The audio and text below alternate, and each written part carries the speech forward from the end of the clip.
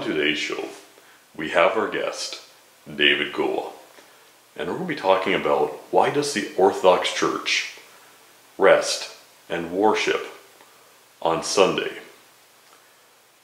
in comparison to other religions like in Judaism or the Seventh Adventists who use Saturday as their day of worship and rest. David Goa? Well, the early Christians, of course, were all Jews. So Saturday was taken up. Just like Jesus, they all went to the synagogue on Saturday. Now, why on Saturday? Well, it goes back to the Genesis account. And God created the world. And on the seventh day, he rested. And God said, "It is good." So for the Jewish tradition, based on the Genesis revelation, 6 days are for creative work, God being the model, and the seventh day is for recreative rest.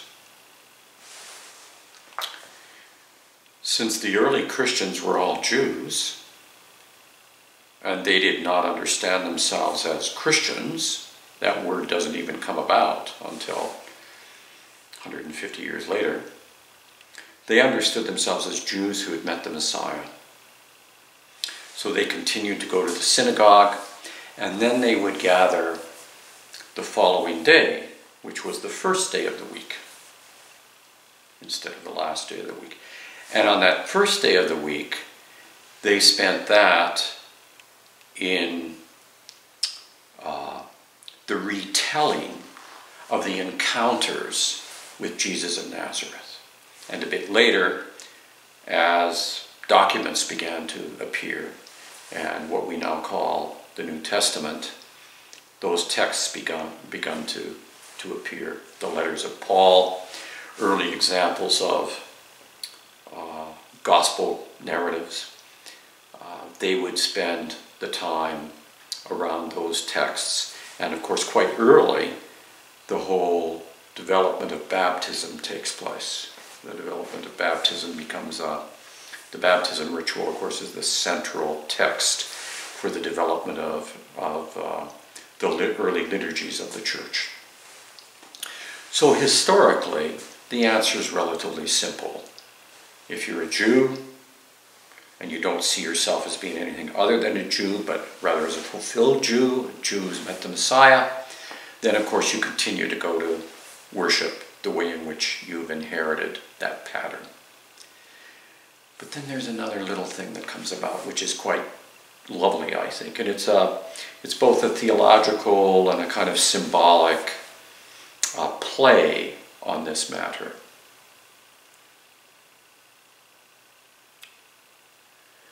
The early patristic writers love to say that with the incarnation of Jesus Christ, not only do we have the fullness of creation, that is, the fullness of the 7 days, including the day of rest, we have the 8th day of creation. So this has become a kind of lovely expression within patristic writing, the 8th day of the 8th day of creation. We live in the 8th day of creation. We live with the fullness, but also with the openness towards what is coming to greet us through the work of the Holy Spirit in the world. So the 8th day of creation becomes a way of saying, yes, God created everything, but it was not finished. It continues to unfold, and we are to draw near to God in that unfolding, and we are to become also midwives of that unfolding. So the 8th day of creation, in that sense, becomes a way of holding together both the presence of the kingdom and the fullness of the kingdom that's coming to greet us. So it's a beautiful, beautiful expression. It's only when the early people of the way, which is what they called themselves, were expunged from the synagogue, were thrown out of the synagogue as heretics, idolaters, actually, because from a Jewish point of view, how can you say a human being is God?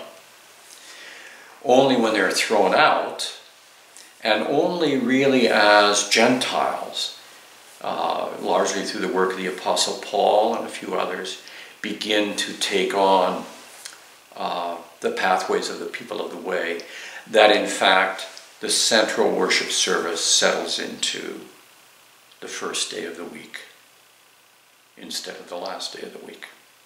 Settles into the 8th day.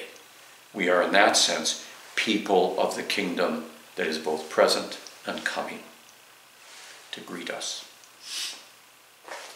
So in summary, we can see celebrating on Sunday as a revelation of what Christ has achieved on the cross. And of the working of the Holy Spirit in the life of the world today. They are both there. We live in the 8th day of creation. We live in the joy of freedom that comes from having encountered the lover of the world, who conquered death, so that we no longer have to live in the shadow of death, but we can live in freedom out of the very heart of our mortality, drawing close to God, close to the eternal, in communion with the life of the world.